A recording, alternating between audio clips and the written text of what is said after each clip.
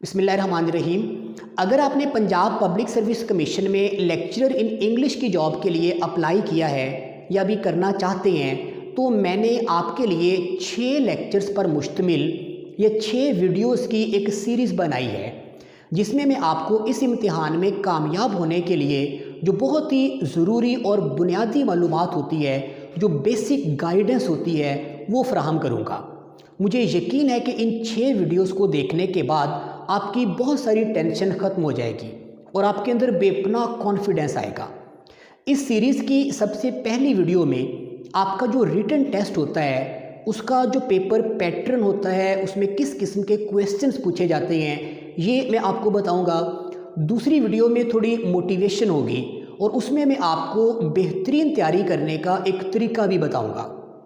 तीसरी वीडियो में मैं आपके साथ एक स्टडी प्लान शेयर करूंगा, जिसकी मदद से आप सिर्फ 1 माह में अपने इस टेस्ट के कंप्लीट सिलेबस को गो थ्रू कर सकते हैं। चौथी, पाँचवीं और छठी वीडियो में मैं आपके सामने 3 सैम्पल पेपर्स लेकर उनको हल करूंगा और आपको दिखाऊंगा कि आपका पेपर किस किस्म का होता है और उसको अटेम्प्ट करने के लिए आपके पास कैसी इन्फॉर्मेशन, किस किस्म का नॉलेज होना चाहिए। मुझे यकीन है कि इन 6 वीडियोस को देखने के बाद आपको मज़ीद गाइडेंस की ज़रूरत नहीं रहेगी। उसके बाद आपकी अपनी सेल्फ स्टडी होगी। जितना ज़्यादा आप पढ़ेंगे, जितना ज़्यादा वक्त देंगे, उतने ही अच्छे मार्क्स आप इस टेस्ट में ले सकेंगे। तो आज आप इस सीरीज़ का सबसे पहला लेक्चर सुने और अपने पेपर के पैटर्न को समझें। तो जहाँ तक इसके पेपर पैटर्न का ताल्लुक़ है, उसमें आपको 100 मार्क्स का पेपर अटैम्प्ट करना होता है, जिसमें 100 ही MCQs होते हैं और इस पूरे पेपर को अटैम्प्ट करने के लिए आपको 90 मिनट्स दिए जाते हैं। यानी 1.5 घंटे के अंदर आपने 100 MCQs को पढ़ना होगा, उनको समझना होगा और जो आपने तैयारी की होगी, जो आपके पास नॉलेज होगा, उसको रिकॉल करके आपने जो करेक्ट ऑप्शन होगा उसको चूज़ करना होता है। तो ये 100 मार्क्स का पेपर 90 मिनट्स में आपने अटैम्प्ट करना होगा। ये 2009 से पहले ये जो पेपर होता था पब्लिक सर्विस कमीशन में लेक्चरर के लिए, ये सब्जेक्टिव होता था, यानी एक इंशाइया तर्ज पे वो पेपर लिया जाता था। 20 मार्क्स के, 15, 10 मार्क्स के बड़े बड़े उसमें क्वेश्चंस होते थे और उनके आंसर्स में काफ़ी कुछ जो कैंडिडेट्स हैं उनको लिखना पड़ता था।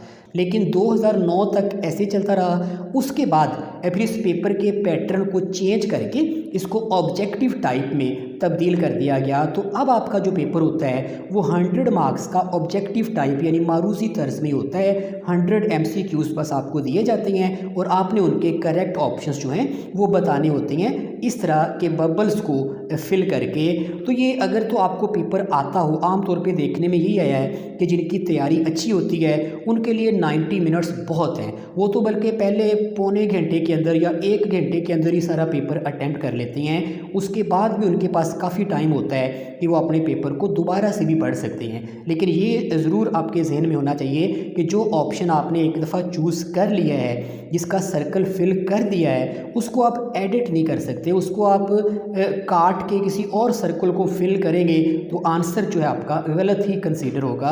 तो आपने सोच समझ के जिनके आंसर्स आपको बहुत अच्छी तरह से कंफर्म है वो पहले आप लगा लें। उसके बाद जो आपके पास टाइम बचे तो दोबारा से जब रिवाइज़ करते हुए आएँ और जिन क्वेश्चंस के बारे में थोड़ा आपको ब्रेन स्टॉर्मिंग करना पड़ रही है, थोड़ा सोचना पड़ रहा है, तो फिर उसके बाद आप उनके आंसर्स जो हैं जहाँ तक मुमकिन कोशिश करें कि जब आप अच्छी तरह से तसल्ली हो जाए तो फिर ही आप जो करेक्ट ऑप्शन है उसको चूज़ करें। और एक बात ये भी ज़हन में रखें कि अगर आप किसी गलत ऑप्शन को सिलेक्ट करते हैं तो आपके 0.25 जो मार्क्स हैं वो माइनस भी होते हैं, इसमें नेगेटिव मार्किंग भी होती है। आपने फ़र्ज़ करें 90 मार्क्स का जो पेपर है वो बिल्कुल ठीक है, आपका सही आपने अटैम्प्ट किए हैं, तो आपको 90 मार्क्स नहीं मिलेंगे। यानी आपने जो 10 क्वेश्चंस गलत किए हैं उन 10 के एक तरह से मतलब 0.25 एक क्वेश्चन किए हैं तो 4 क्वेश्चंस का 1 नंबर बन गया। तो अगर 10 क्वेश्चंस के आंसर आपने गलत लिखे हैं तो इसका मतलब है कि 2.5 नंबर आपके उधर से माइनस भी होंगे। तो 90 अगर आपने सही लिखे हैं, 10 आपने गलत कर दिए हैं, तो आपके मार्क्स आएंगे 87.5। यानी वो 2.5 मार्क्स आपके, वो जो 10 आपने गलत क्वेश्चंस अटैम्प्ट किए हैं उनके कट भी जाएंगे। तो इस तरह करके जो चूँकि नेगेटिव मार्किंग भी होती है, इसलिए आपने किसी भी ऑप्शन को सिलेक्ट करते हुए बहुत अच्छी तरह से सोच के समझ के, अगर आपको कन्फर्म है तो ज़रूर करें, या कम से कम आपको कुछ 70-80% यकीन है कि यही वाला ऑप्शन ठीक है, तो आप उसके ऊपर उसका सर्कल फिल कर दें। लेकिन अगर डाउट है तो मेरा मशवरा यही है कि आप फिर उस क्वेश्चन को वैसे ही छोड़ के आ जाएं। जो अनअटेम्प्टेड होता है उसकी नेगेटिव मार्किंग नहीं होती, जो रॉन्गली अटेम्प्टेड होगा उसके आपको एक तरह से पनिशमेंट का सामना करना पड़ेगा। 0.25 पर रॉन्ग आंसर आपके कटते भी हैं। तो इसलिए आपने इस बात का भी ख्याल रखना है कि ज़्यादा गलत ना हो। तसल्ली है, कंफर्म है तो आप ज़रूर उसको सिलेक्ट कर दें। अगर डाउटफुल है तो फिर आप रहने दें, उसको छोड़ दें। इससे आपके बाकी नंबर कम से कम सिक्योर रहेंगे। तो इस बात का भी ख्याल रखें। और इसका जो जब ऐड आती है इसकी जॉब्स की पब्लिक सर्विस कमीशन के ज़रिए, तो उस ऐड में ये हर जॉब के लिए बता देते हैं कि जो आपका रिटन टेस्ट होगा उसमें आपसे किस तरह के क्वेश्चंस पूछे जाएंगे। यानी वो पेपर का पैटर्न थोड़ा ब्रीफली वो ऐड के ऊपर भी लिखा होता है। जैसे कि ये लेक्चरर इन इंग्लिश की अगर हम बात करें तो इसका पैटर्न ये होता है कि इसमें 80 मार्क्स सब्जेक्ट रिलेटेड होते हैं और 20 मार्क्स होती हैं जनरल एबिलिटी की। या दूसरे लफ्ज़ों में कह लें कि जो 80 MCQs होंगे वो आपके इंग्लिश से रिलेटेड होंगे, आपके सब्जेक्ट से जो आपने कोर्स पढ़ा होगा MA इंग्लिश में या BS इंग्लिश में या BA FA वगैरह में, आपने जो भी आपका करियर है उसमें आपने अपना सब्जेक्ट जितना भी पढ़ा हुआ है उससे रिलेटेड जो MCQs होंगे वो 80 होंगे। और बाकी जनरल एबिलिटी आप इसको एप्टीट्यूड भी कह सकते हैं। यानी इसमें कुछ ऐसी चीज़ें, कुछ ऐसी इंफॉर्मेशन और नॉलेज कैंडिडेट्स का असेस किया जाता है कि जो हर कैंडिडेट के पास होना चाहिए, चाहे वो किसी भी सब्जेक्ट के लिए अप्लाई कर रहा है। ये कुछ ऐसी इन्फॉर्मेशन है जो हर कैंडिडेट के लिए, और ये सिर्फ लेक्चरर्स के टेस्ट में नहीं, बाकी जो जॉब्स आती हैं उनमें भी इस तरह की जो जनरल एबिलिटी है उसको ज़रूर असेस किया जाता है। इसका मकसद यही है कि जो कैंडिडेट है आया वो सिर्फ अपने सब्जेक्ट की दुनिया के अंदर ही तो नहीं रह रहा, उसको बाहर की दुनिया में जो कुछ हो रहा है उसके बारे में भी कुछ पता है या नहीं है। यानी ये जनरल जो एबिलिटी हर कैंडिडेट से एक्सपेक्ट की जाती है कि उसके अंदर होनी चाहिए, जो उसकी जॉब में उसकी जो परफॉर्मेंस है, इस एबिलिटी के ना होने की वजह से, इस जनरल एबिलिटी के ना होने की वजह से वो बड़ी मुतासर हो सकती है। तो इसलिए ये एक पोर्शन भी इसके अंदर ऐड किया जाता है। तो ये 80 मार्क्स तो हो गए सब्जेक्ट के और 20 हो गए जनरल एबिलिटी के। कुल मिला के ये 100 MCQs होती हैं। ये तो पब्लिक सर्विस कमीशन वाले बाकायदा अपनी ऐड के अंदर एडवर्टाइज़ करते हैं, वहाँ पे बता देते हैं। लेकिन मैंने आपकी सहूलत के लिए ये आपके सामने एक चार्ट मैं दिखा रहा हूँ, इस चार्ट को देखें। और इसमें मैंने इन 80 मार्क्स को जो सब्जेक्ट रिलेटेड हैं इनको आगे थोड़ा मज़ीद एक्सप्लेन कर दिया है, इसकी एक तरह से डिवीज़न कर दिया है कि जो पिछले कई सालों के पेपर्स मैंने देखे हैं उनको सामने रख के मैंने अपनी तौर पर ये इसकी एक तरह से डिवीज़न है मार्क्स की जो मैंने कर दिया। लेकिन ये भी ज़हन में रखना कि ये कोई हार्ड एंड फास्ट नहीं है। मिसाल के तौर पे मैंने इंग्लिश लिटरेचर को डिवाइड किया है, उसमें उसके लिए 60 MCQs रखे हैं, और इंग्लिश लिंग्विस्टिक्स के लिए 10 MCQs रखे हैं, इंग्लिश ग्रामर के लिए 5 और इंग्लिश वोकेबलरी के लिए भी 5 MCQs रखे हैं। यानी ये कुल मिला के ये 80 मार्क्स का आपका ये सब्जेक्ट रिलेटेड पोर्शन हो गया। लेकिन ये ज़रूरी नहीं है कि पेपर में 60 ही आएंगे इंग्लिश लिटरेचर से, हो सकता है 61 आ जाएं या 57 आ जाएं। ये मैंने सिर्फ आपके ज़हन में एक क्लैरिटी लाने के लिए, थोड़ा बात को वाज़ेह करने के लिए मैंने अपने तौर पे इसकी नंबरों की एक तरह से तकसीम कर दी है। कमीशन वाले इस तरह नहीं बताते, वो सिर्फ ये बताते हैं कि सब्जेक्ट रिलेटेड जो आपका पेपर होगा वो 80 मार्क्स का होगा। लेकिन आपकी सहूलत के लिए मैंने उन 80 मार्क्स को आगे डिवाइड कर दिया है 4 हिस्सों में। और इसमें सबसे पहला आप देखें इंग्लिश लिटरेचर, यानी इसमें 60 मार्क्स कमोबेश अप्रॉक्सीमेटली कह लें कि वो इंग्लिश लिटरेचर से रिलेटेड होते हैं। बड़ा हिस्सा जो इंग्लिश लिटरेचर से रिलेटेड होता है वो 60 मार्क्स का होता है। यानी आपका सब्जेक्ट चूँकि इंग्लिश है और इंग्लिश में आपने लिटरेचर ही पढ़ा हुआ है, MA इंग्लिश आपने किया है या BS किया है या जो भी आपकी क्वालिफिकेशन है, आपने उसमें इंग्लिश लिटरेचर को लार्जली यानी एक बड़े मेजर कोर्स के तौर पर आपने इसको पढ़ा हुआ है।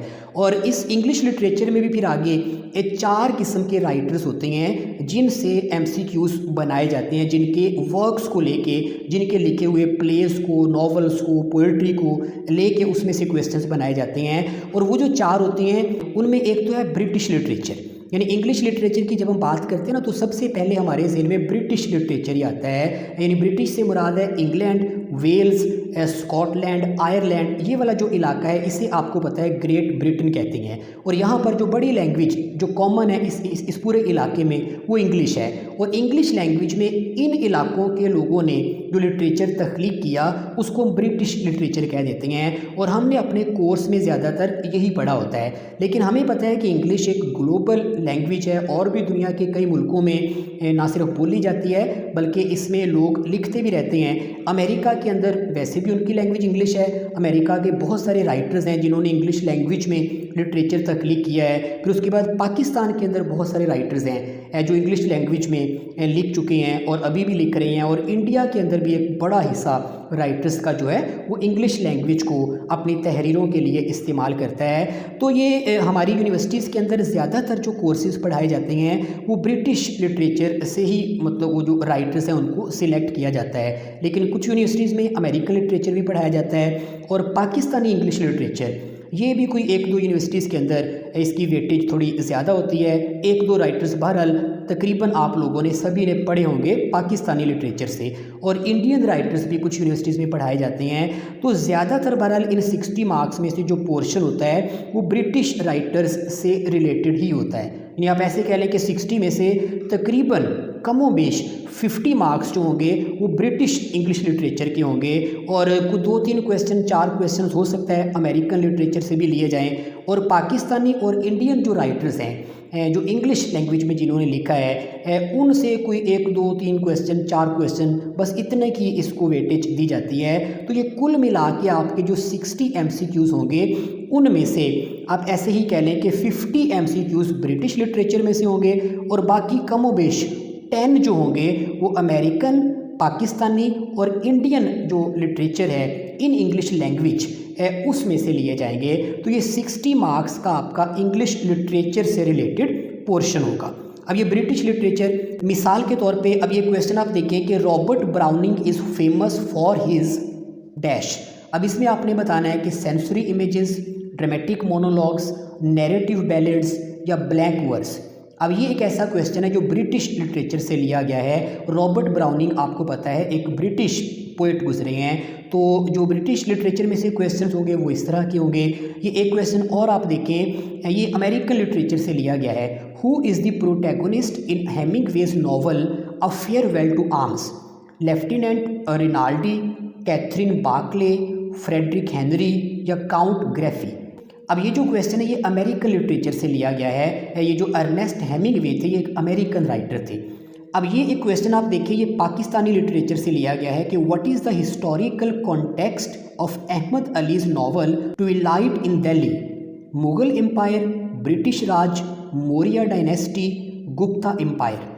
अब ये अहमद अली का ये नावल है, बड़ा फेमस नावल है और ये कुछ यूनिवर्सिटीज़ में पढ़ाया भी जाता है। तो इस नावल से अब ये क्वेश्चन लिया गया। अब ये चूँकि अहमद अली एक पाकिस्तानी राइटर थे लेकिन इन्होंने नावल इंग्लिश लैंग्वेज में लिखा, तो इसमें से भी कोई 1-2 क्वेश्चन पाकिस्तानी लिटरेचर के भी आपके पेपर में पूछे जा सकते हैं। और इसी तरह ये एक क्वेश्चन आप देखें, ये इंडियन लिटरेचर से है कि who wrote the novel Train to Pakistan? अब ये खुशवंत सिंह एक बड़े फेमस इंडियन राइटर गुजरे हैं। इन्होंने हिंदी में, उर्दू में और इंग्लिश लैंग्वेज में भी इन्होंने काफ़ी कुछ तख्लीक किया था। तो ये नावल इनका लिखा हुआ है। तो ये एक ऐसा क्वेश्चन है जो इंडियन लिटरेचर में से लिया गया है। तो पहला आपका जो 60 मार्क्स का इंग्लिश लिटरेचर का पोर्शन होगा, तकरीबन 60 मार्क्स का, उसमें इस तरह के क्वेश्चंस होते हैं।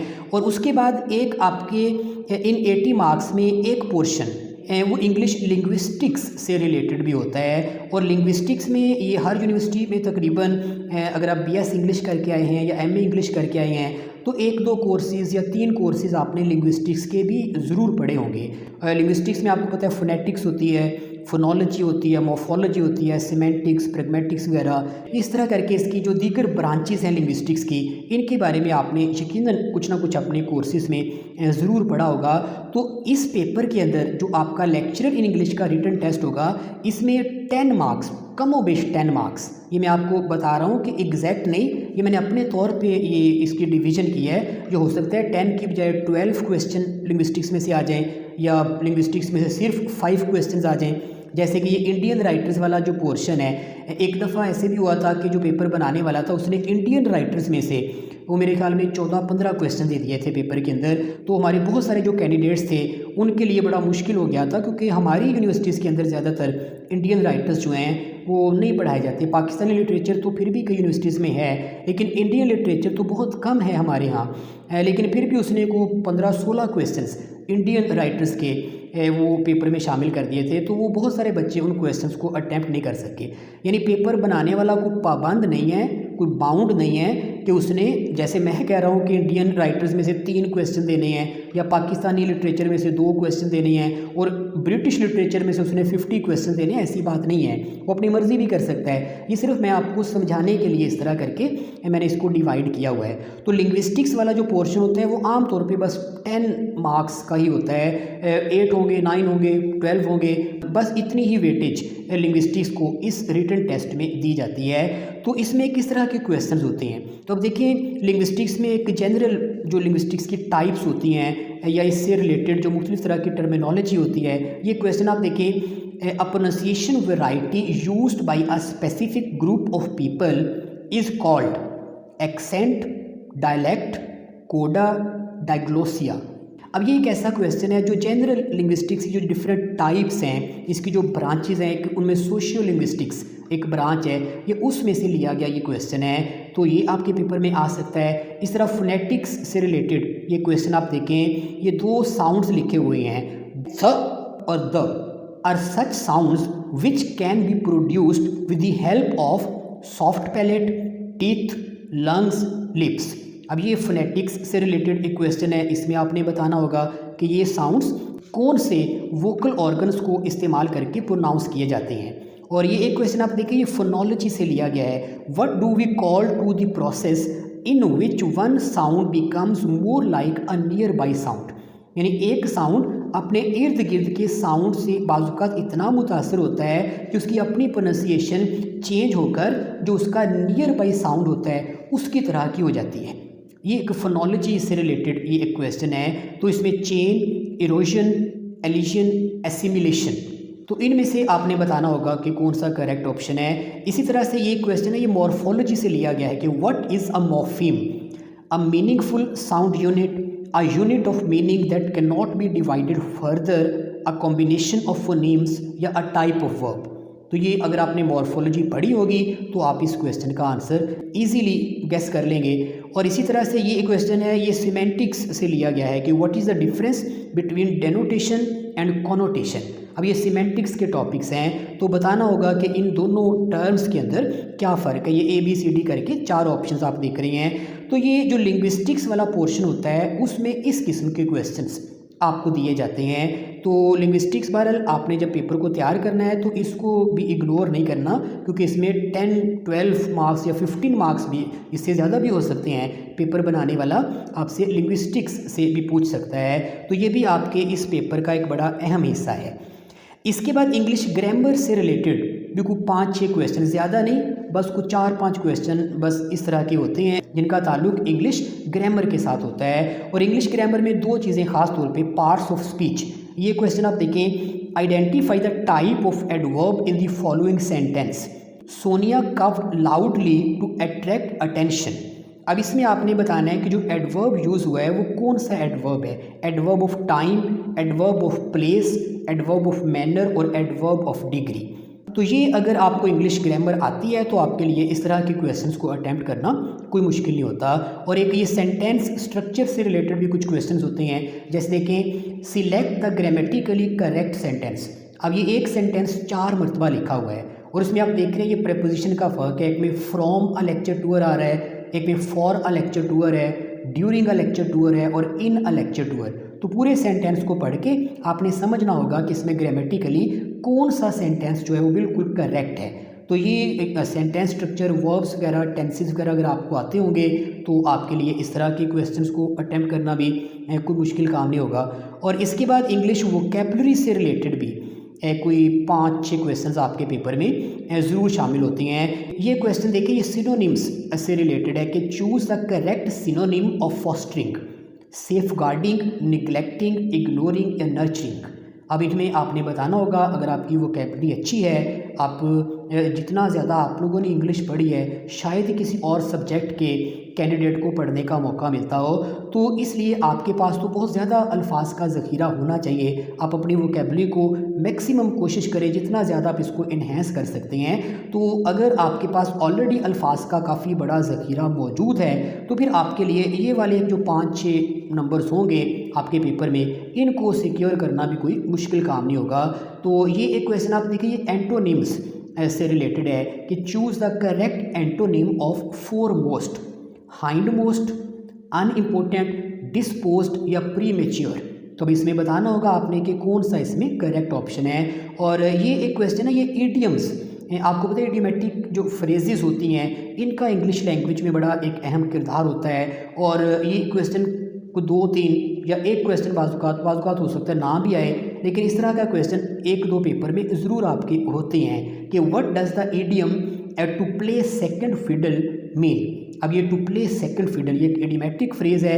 ये 4 आपके सामने ऑप्शन है, आपने बताना होगा कि इनमें से कौन सा ऑप्शन इसका ठीक है। इस फ्रेज़ का, इस इडियम का क्या मतलब हम लेते हैं। तो ये इडियम्स से रिलेटेड क्वेश्चन हो गया। और ये आप देखिए, ये प्रेपोजिशंस से रिलेटेड है कि in London the cars go dash the left side.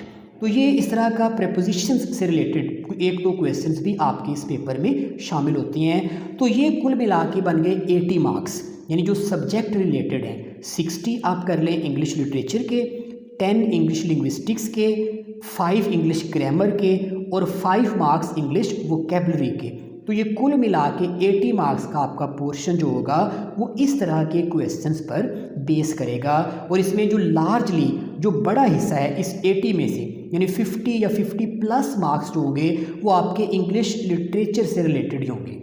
और इंग्लिश लिटरेचर में भी ख़ास तौर पे जो ब्रिटिश लिटरेचर है, क्योंकि यही आप लोगों ने अपने कोर्सेज़ में बड़ी तादाद में इसी को पढ़ा होगा, ब्रिटिश राइटर्स को पढ़ा होगा, तो ज़्यादातर क्वेश्चंस इन्हीं से रिलेटेड आपके पेपर में आपसे पूछे जाते हैं। और इंडियन लिटरेचर या पाकिस्तानी लिटरेचर के बारे में आपको कोई बहुत ज़्यादा परेशान होने की ज़रूरत नहीं है, ना ही इसकी कोई बहुत ज़्यादा तैयारी करने की ज़रूरत है। बस आपको थोड़ी बहुत जो हाव नाव है वो ज़रूर होनी चाहिए कि पाकिस्तानी कौन कौन से राइटर्स हैं जिन्होंने इंग्लिश लिटरेचर में लिखा, कौन कौन की उनकी बुक्स हैं, और उन बुक्स में से कोई 2-4 की आप समरीज वगैरह पढ़ लें, थोड़ा आपको एक कॉन्फिडेंस आएगा। और इसी तरह इंडियन राइटर्स में भी आपको कम से कम उनके नाम और उनके जो वर्क्स हैं, उनके जो प्लेज हैं, नॉवेल्स हैं या पोइट्री अगर किसी ने लिखी है, तो आपको थोड़ा बहुत उनके बारे में ज़रूर पता होना चाहिए, ताकि वो 2-3-4-5 क्वेश्चन जो इससे रिलेटेड होंगे वो आपके सिक्योर हो जाएं। तो बहरहाल वैसे तो अफ्रीका के भी कुछ राइटर्स हैं जिन्होंने इंग्लिश लैंग्वेज में लिटरेचर तख्लीक किया, और उनके कोई 1-2 वर्क्स हमारी शायद 1-2 यूनिवर्सिटीज़ के अंदर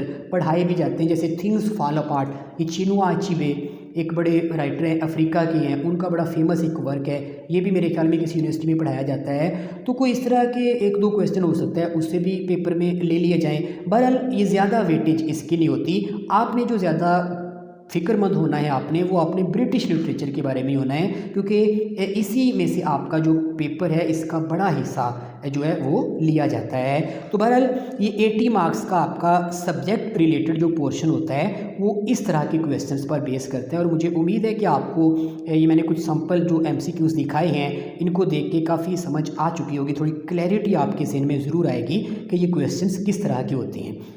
और इसके बाद जो जनरल एबिलिटी वाला पोर्शन है, ये PPSC वाले तो बस सिर्फ ये बता देते हैं कि ये जनाब आपका 20 मार्क्स का ये पोर्शन होगा और इन 20 मार्क्स में ये क्वेश्चंस पूछे जाएंगे, लेकिन कौन से क्वेश्चंस कितने होंगे ये खैर वो स्पेसिफाई नहीं करते। मैंने बहरहाल आपकी सहूलत के लिए इन 20 मार्क्स को भी आगे 2-2, 3-3 करके डिवाइड कर दिया है, और जो मैंने क्वेश्चन पेपर्स बनाए हैं सैम्पल, उनके अंदर भी मैंने इसी हिसाब से इन क्वेश्चंस को इंसर्ट किया है, वो मैं आपके साथ शेयर करूंगा। लेकिन फ़िलहाल आप देख लें कि ये जो 20 मार्क्स होंगे इनमें कुछ क्वेश्चंस पाकिस्तान स्टडीज़ के, यानी 3 क्वेश्चन मैंने वैसे यहाँ पे लिखे हैं, लेकिन हो सकता है 4 आ जाएँ पेपर में, या 2 आ जाएँ, या 1 ही आ जाए पाकिस्तान स्टडीज़ में। ये पेपर बनाने वाले पे डिपेंड करता है, लेकिन आम तौर पे देखने में यही आया है कि पिछले 6-7 पेपर्स को मैंने सामने रख के ये डिवीज़न की है कि जो पाकिस्तान स्टडीज़ होती है उससे ज़्यादा से ज़्यादा 3 क्वेश्चंस आपके पेपर में लिए जाते हैं। और ये क्वेश्चंस मिसाल के तौर पे which city is considered the financial hub of Pakistan. अब ये इस तरह का नॉलेज तो तकरीबन हर कैंडिडेट के पास होना ही चाहिए जो इस मुल्क में रहता है और इस मुल्क के मामलात के साथ जिसको दिलचस्पी है उसको तो ये ज़रूर पता होगा कि पाकिस्तान की इकॉनमी में सबसे ज़्यादा किरदार किस शहर का है। तो ये लाहौर, इस्लामाबाद, कराची, कोयटा, तो इसमें से आपने करेक्ट ऑप्शन चूज़ करना होगा।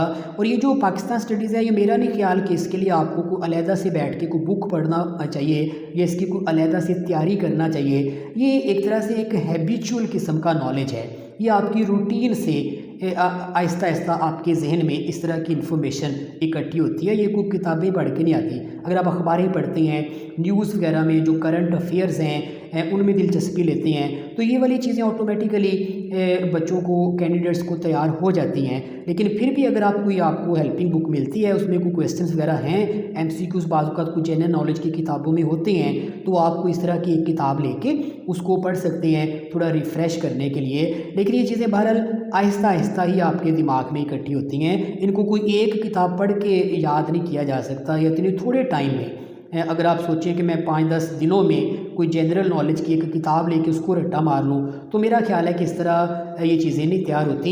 ये शौक़ जो होता है, आपका जो ज़ौक़ होता है वो बड़ा डिपेंड करता है। कई लोग वो इतने किताबी कीड़े होते हैं कि वो सिर्फ उनका जो सब्जेक्ट होता है उसके ऊपर तो उनको इतनी कमांड होती है कि पूरे उन्होंने ओरिजिनल टेक्स्ट के जो पैसेजेस होते हैं उनको भी रट्टे मारे होते हैं, पूरी पोएम्स को उन्होंने ज़ुबानी याद किया होता है। इस हद तक उनके पास सब्जेक्ट रिलेटेड नॉलेज होता है और इतना उन्होंने पढ़ा होता है। लेकिन जब बात आती है जनरल एबिलिटी की, तो यहाँ पर वो ज़ीरो होते हैं, क्योंकि उनको दिलचस्पी नहीं होती अपने इर्द गिर्द की दुनिया के साथ। तो जिसकी वजह से ये वाले 20 मार्क्स हैं, ये ख़ास तौर पे लड़कियों के, ये मेरी बात का बुरा ना मनाना, जो लड़कियां होती हैं उनको इस तरह की चीज़ों में कोई ज़्यादा दिलचस्पी नहीं होती, जिसकी वजह से उनका ये वाला पोर्शन आम तौर पे वीक रह जाता है। और ये 20 मार्क्स में से वो शायद को 2-3-4 मार्क्स ही लेने में कामयाब होती हैं। ये ज़्यादातर की मैं बात कर रहा हूँ, हो सकता है कुछ बड़ी एक्स्ट्राऑर्डिनरी कैंडिडेट्स भी होती हैं, उन्होंने इस बारे में भी बहुत कुछ पढ़ा होता है और उनको हो सकता है वो 20 के 20 ले लेती हूँ। लेकिन आम तौर पे जो ट्रेंड देखने में आया है कि वो जो फीमेल कैंडिडेट्स होते हैं वो इस मामले में थोड़ा वीक होते हैं, और इसलिए आपको अगर थोड़ा सा टाइम मिले तो आपको इस पोर्शन को तैयार भी कर लेना चाहिए, अच्छी बात है। लेकिन मेरी राय ये है कि ये चीज़ें कोई एक किताब पढ़ के तैयार नहीं होती। ये आपका ओवरऑल एक एप्टीट्यूड है, ओवरऑल आपका एक मजाज है जो इस बात का तयन करता है कि आपको इस तरह के जो क्वेश्चंस हैं वो आप इनमें किस हद तक परफॉर्म कर सकते हैं। तो बहरहाल पाकिस्तान स्टडीज़ में से कोई 2-3 क्वेश्चन आपके पेपर में शामिल होंगे, जैसे कि ये आप देख रहे हैं। तो इसके लिए भी आपको ज़हनी तौर पर तैयार रहना चाहिए। और फिर करंट अफेयर्स, जो मौजूदा जो मामलात, जो हालात चल रहे हैं आपके मुल्क में या दुनिया के अंदर, उनसे रिलेटेड भी कोई क्वेश्चंस आपसे पूछा जा सकता है। जैसे कि who is the current president of Pakistan.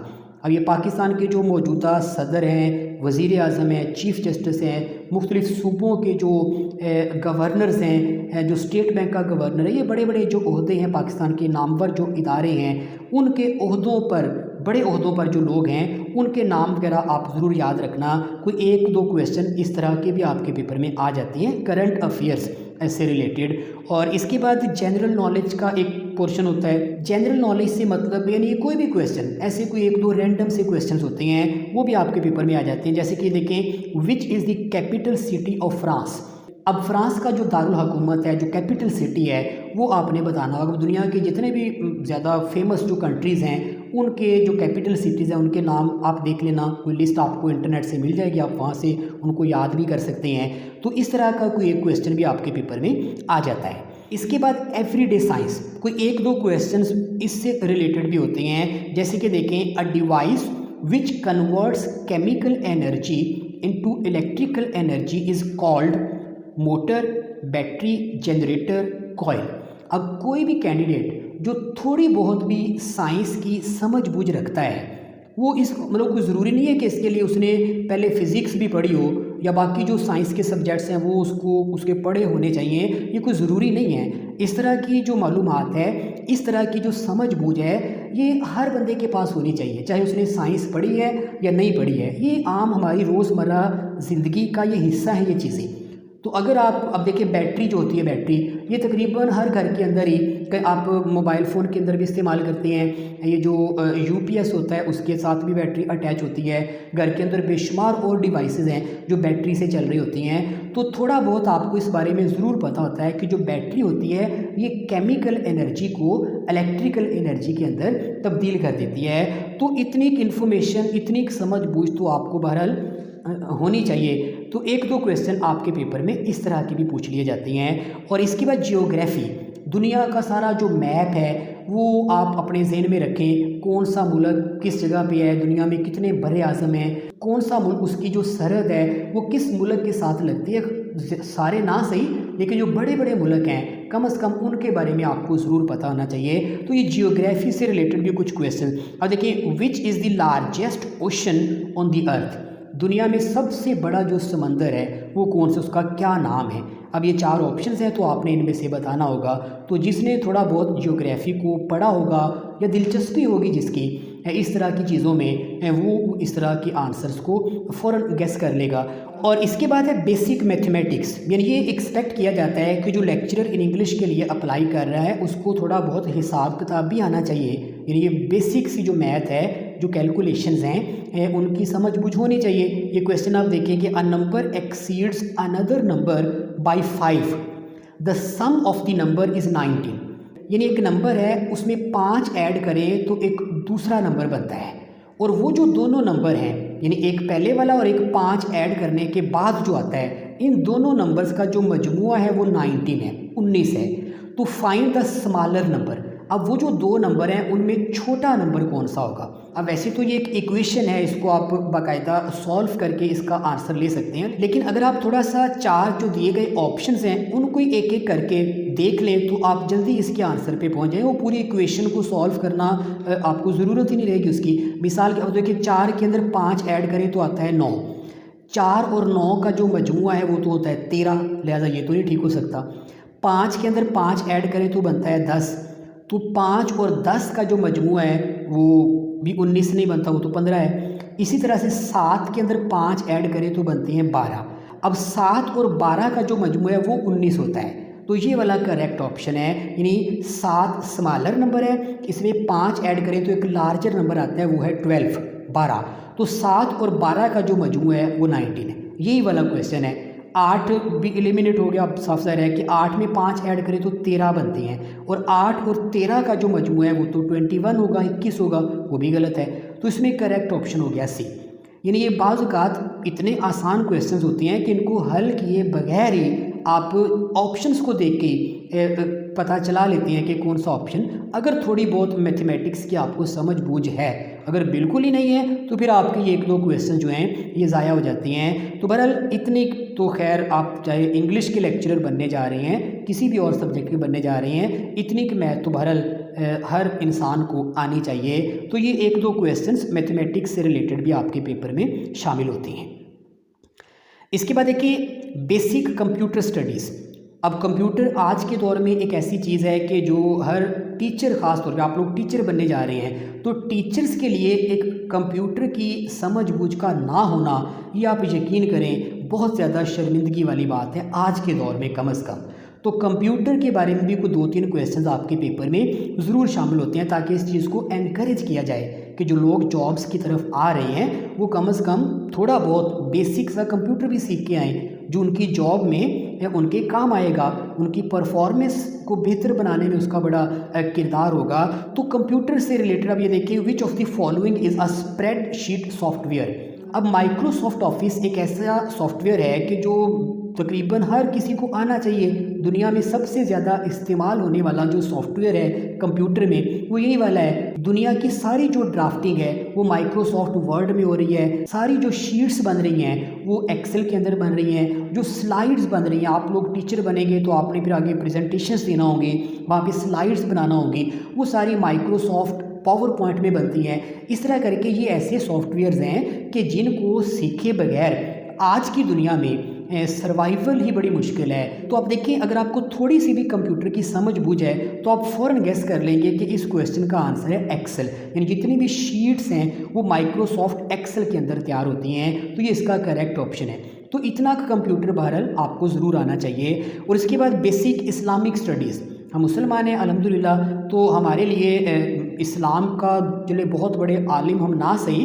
कुछ बुनियादी सी जो मालूमात है हमारे दीन के बारे में वो हमारे पास ज़रूर होनी चाहिए। और इसमें देखिए, who is the first wife of prophet Muhammad, peace be upon him. तो ये नीचे रसूल करीम सल्लल्लाहु अलैहि वसल्लम की जो 4 वाइफ्स हैं उनके नाम लिखे हुए हैं। तो इनमें से आपने फिर गैस करना होगा कि उनकी सबसे पहली बीवी कौन थी। तो इस तरह का बेसिक सा जो आप कह लें कि इस्लामिक नॉलेज है वो भी आपके पास होना चाहिए। और बेसिक उर्दू, अब उर्दू हमारी नेशनल लैंग्वेज है, तो ये भी एक तवक्को की जाती है कि जो भी लेक्चरशिप में आ रहा है, एक टीचर बनने जा रहा है, उसको उर्दू भी आनी चाहिए। उर्दू का उसने सारा लिटरेचर चाहे ना पढ़ा हो, लेकिन जो बेसिक उर्दू है, जो आम से जो मुहावरे वगैरह उर्दू में इस्तेमाल होते हैं, जो उर्दू में आम इस्तेमाल होने वाले जो अल्फाज हैं, जो एक्सप्रेशंस हैं, वो उसके ऊपर उसको कुछ कमांड, कुछ महारत ज़रूर होनी चाहिए। तो ये तवक्को की जाती है। तो इसलिए एक तो क्वेश्चंस आपके पेपर में उर्दू के भी शामिल होते हैं। जैसे देखिए, जुए शीर लाना के क्या मानी है। अब जिस तरह इंग्लिश में ईडियम्स होते हैं, उर्दू में मुहावरे होते हैं। तो ये आम हम अपनी गुफ्तगू के अंदर इस तरह के मुहावरा जात को इस्तेमाल करते हैं, तो इनकी थोड़ी बहुत समझ बूझ हमें होनी चाहिए, बल्कि अल्हम्दुलिल्लाह होती है। तो ये भी कोई ऐसा क्वेश्चन नहीं है कि जो आपको अलहदा से बैठ के तैयार करना पड़े। इतनी उर्दू मुझे उम्मीद है कि आपको ऑलरेडी आती होगी। तो ये 1-2 क्वेश्चन ही होते हैं, या ज़्यादा से ज़्यादा ये होता है कि उर्दू के जो बड़े बड़े राइटर्स हैं उनके नाम आपको पता हो और उनके बारे में ये पता हो कि उनमें शायर कौन था, नावल निगार कौन था, ड्रामा निगार कौन था, उनकी जो बहुत मशहूर जो किताबें हैं उनके नाम आपको पता हो। बस इतना ही एक्सपेक्ट किया जाता है एक मतलब जो इंग्लिश लेक्चरर के लिए जो बच्चा अप्लाई कर रहा है उसके पास इतना उर्दू का नॉलेज भी ज़रूर होना चाहिए। तो ये कोई 1-2 क्वेश्चन बहरहाल इस तरह के भी आपके पेपर में पूछे जा सकते हैं। तो ये आपका ना 100 मार्क्स का टोटल पेपर है। इसमें 20 मार्क्स ये जनरल एबिलिटी के, ये मैंने आपके सामने इस तरह करके इनको डिवाइड किया है। लेकिन पेपर बनाने वाला, मैं आपको बार बार कह रहा हूँ, वो बाउंड नहीं है कि उसने इसी तरह से नंबरों की डिवीज़न करनी है। यानी ये जनरल एबिलिटी के होंगे 20 क्वेश्चन ही, लेकिन उनमें से किस कैटेगरी में कितने क्वेश्चंस वो डालता है ये उसकी मर्ज़ी है। लेकिन होंगे टोटल 20 क्वेश्चंस और 80 क्वेश्चंस आपके सब्जेक्ट रिलेटेड होंगे। और इसमें भी वो कोई पाबंद नहीं है कि उसने इंग्लिश लिटरेचर में से 60 क्वेश्चंस ही देने हैं या इंग्लिश लिंग्विस्टिक्स में से 10 देने हैं। ये मैंने आपकी सहूलत के लिए इनको अलग-अलग किया है। वो ओवरऑल बस उसने 80 क्वेश्चंस इस हिस्से में पूरे कर देने हैं। तो ये कुल मिला के आपका जो 100 मार्क्स का पेपर होगा उसमें जो क्वेश्चंस की टाइप्स होंगी वो इस तरह की होंगी, जो मैंने आपको अच्छी तरह से, मुझे उम्मीद है कि एक्सप्लेन कर दिए हैं और आपको समझ भी आ चुकी है। अब किस कैटेगरी में कितने क्वेश्चंस होंगे ये पेपर बनाने वाले पे डिपेंड करता है। टोटल बहरहाल 100 MCQs होंगे, 80 सब्जेक्ट रिलेटेड होंगे और 20 उसमें से होंगे जनरल एबिलिटी के। तो ये आप पूरा पैटर्न अपने जहन में रखें। ये जो चार्ट है इसका स्क्रीनशॉट ले लें, इसको अपने पास महफूज रखें, इसको अच्छी तरह से 2-3 मरतबा देख लें, समझ लें, तो उससे आपके जहन में एक क्लैरिटी आ जाएगी। आपको पता चल जाएगा कि मैंने करना क्या है और मेरा जो पेपर होगा उसको अटैम्प्ट करने जब आप जाएंगे तो आपके अंदर एक कॉन्फिडेंस होगा, आपको पता होगा कि पेपर किस तरह का मेरे सामने आने जा रहा है। तो ये है जी हमारी सबसे पहली वीडियो, यानी इसमें मैंने आपके सामने पूरा पैटर्न एक्सप्लेन कर दिया है। अब अगली वीडियो में मैं आपको ये भी बताऊंगा कि पेपर को तैयार कैसे करना है, उसके लिए थोड़ी सी मोटिवेशन है, थोड़ा आपको तरीका बताऊंगा कि पढ़ने का क्या तरीका होता है। लिटरेचर तो एक समंदर है, इसको तो सारे को तो पढ़ा ही नहीं जा सकता, और जो पेपर बनाने वाला होगा सारा तो उसने भी नहीं पढ़ा होगा। तो कितना लिटरेचर हमने पढ़ना है और किस तरीके से पढ़ना है, यानी कोई भी राइटर पढ़ते हुए, कोई उसकी बुक पढ़ते हुए हमने किन चीज़ों के ऊपर फोकस करना है, किस एंगल से पढ़ना है, ये मैं आपको अगली वीडियो में एक्सप्लेन करूंगा। तो फिलहाल आप ये पूरा पैटर्न अपने सामने रखें और मुझे उम्मीद है कि आपको इस वीडियो को देखने के बाद काफ़ी ज़्यादा हौसला होगा, काफ़ी कॉन्फिडेंस आएगा और आपको तैयारी का आगाज़ करने में ये वीडियो जो है ये काफ़ी ज़्यादा आपके लिए हेल्पफुल साबित होगी। तो मुझे उम्मीद है कि आपको अपने पेपर का पैटर्न तो समझ आ चुका है। अब अगली वीडियो में मैं आपको थोड़ी मोटिवेशन दूंगा और उसमें आपको बेहतरीन तैयारी करने का कम वक्त में ज़्यादा तैयारी करने का एक तरीका भी बताऊँगा। तो तब तक के लिए इजाज़त दीजिए। अल्लाह हाफिज़।